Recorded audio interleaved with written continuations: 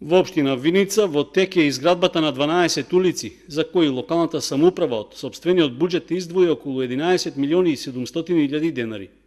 Еден од приоритетите на општинската власт е реконструкција на асфалтниот слој на улицата Илинденска, која е дел од главниот влез во градот, како и на неколку други сообраќајници во централното градско подрачје. Во изминатите неколку денови заврши асфалтирањето на улиците 4-та македонска бригада и Јане Сандански, а веќе се работи на комплетирање на придружната инфраструктура, пошто ќе се постави и нов асфалтен слој на уште 4 улици во градот.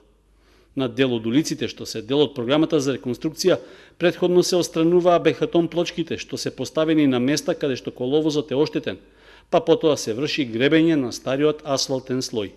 Со инвестицијата ќе се изградат улици со вкупна должина од околу 1600 метри, а ќе се санираат и оштетување на коловозот на неколку други сообраќајници.